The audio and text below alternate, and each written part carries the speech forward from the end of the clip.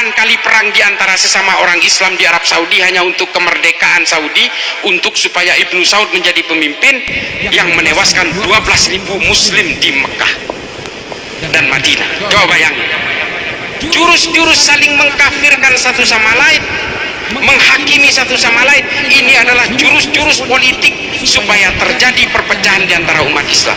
Dan ini dilakukan juga oleh Muhammad bin Abdul Wahab, sehingga mereka berperang antara Ibnu Rashidin dengan keluarga Ibnu Saud sebanyak 8 kali perang terjadi, termasuk di Ha'il, termasuk di Najat, saling perang membunuh 12.000 muslim di Arab Saudi pada saat itu, dan dimenangkan oleh kelompok Ibnu Saud karena dibantu oleh pasukan Inggris.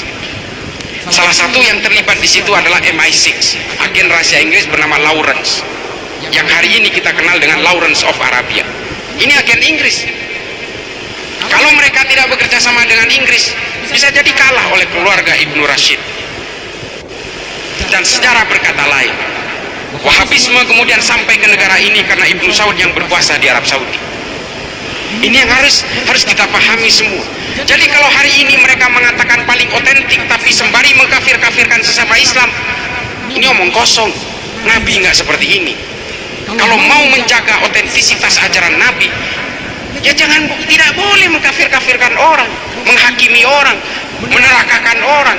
Ini kan gayanya mereka ini. Kita orang-orang itu disebut ahlul bid'ah, disebut sebagai penyembah kuburan.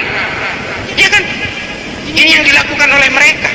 Lalu mereka mengatakan, sayalah ajaran Nabi yang paling otentik, paling orisinal. Nabi juga begitu dulu. Kalau mereka betul-betul mengaku otentik dengan ajaran Nabi, tidak boleh mengkafirkan orang lain, karena Nabi ketika masuk ke Madinah sudah membuat piagam Madinah dan mendamaikan orang Kristen dan orang Yahudi, mendamaikan suku Aus dan Hazrat menjadi satu entitas yang bernama negara Madinah. Ini jejak Nabi ini loh. Mereka ini sebenarnya bukan pemangku ajaran Nabi yang paling otentik, mereka pemangku ajaran Muhammad bin Abdul Wahab paling otentik. Sebenarnya mereka ini adalah pemangku ajaran Muhammad bin Abdul Wahab, makanya namanya Wahabi. Setelah Wahabi identik dengan konotasi negatif, mereka rubah menjadi Salafi. Mereka mendomplengi nama Salafi seolah-olah ajaran saya adalah salafus soleh, mengikuti ajaran nenek moyang. Nanti dirubah lagi nih, udah mulai dirubah nih, karena Salafi identik dengan gerakan-gerakan teror di seluruh dunia, dirubah lagi menjadi as-sunnah. Ini gaya-gaya mereka semua ini. Kelompok hijrah ini sama, ini di polisi juga ada ini, polisi cinta sunnah. Setelah kepergok, setelah mereka ketahuan gerakannya, dirubah menjadi pembelajar cinta sunnah. Ini gerakan-gerakan bunglon ini kan memang metodologi mereka. Saya berani bersuara begini bukan karena saya sok berani, enggak. Memang kita harus menempatkan kepada hal-hal yang hak. Ajaran-ajaran kita ini semua bersanad keilmuannya. Mereka itu bersanad kepada al-Yutubiyah, repot memang. Meskipun ini disiarkan di YouTube, saya memang terus terang begini, kalau mereka menggunakan media digital, kita lawan dengan media digital. Saya selalu minta kepada Pak Ketum GMNU, kita glorifikasi lewat digital, karena digital kita hari ini, Mas, berapa Mas kelompok Wahabi ini dominan ya?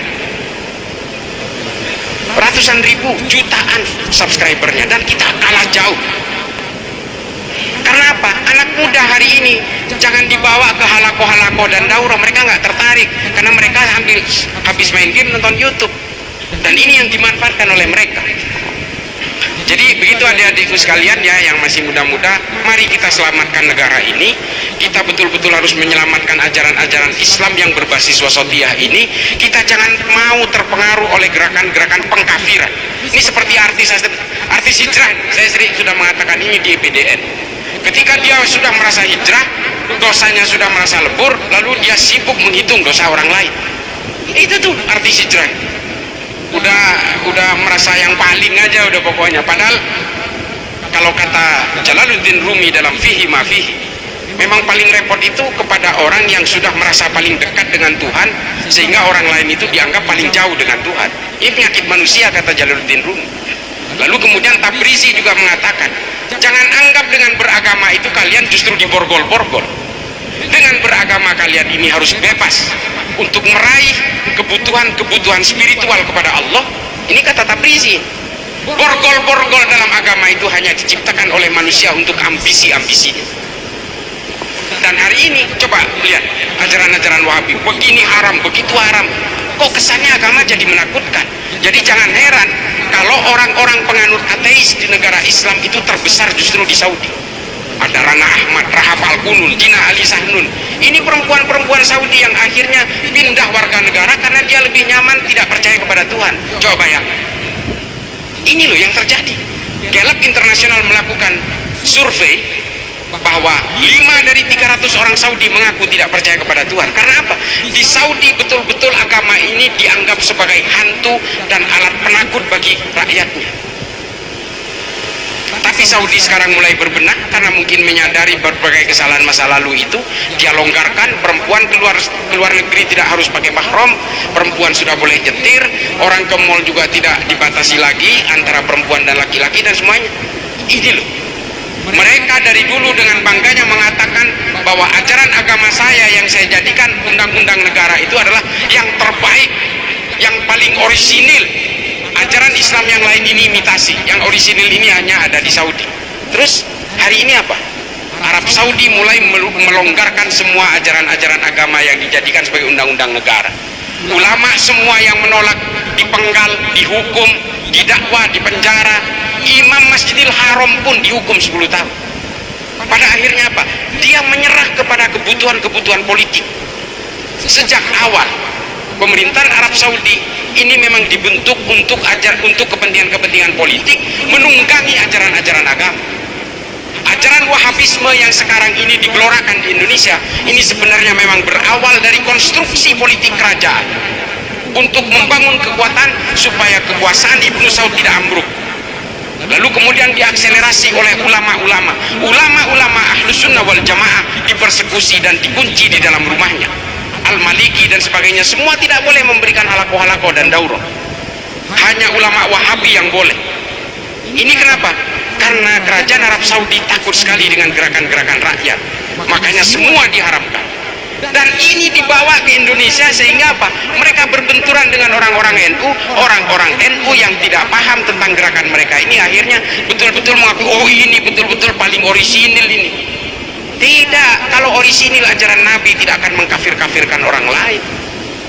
Nabi hanya mengkafirkan orang yang ingin memerangi Islam. Bahkan orang-orang yang berbeda keimanan pun oleh Nabi betul-betul diajak, a companion. Kalau di dalam kitab-kitab sejarah barat justru diajak untuk bersyarikat, diajak untuk membentuk satu kesatuan yang bernama Madinah lewat piagam Madinah itu. Saya kira begitu, mudah-mudahan ini bermanfaat.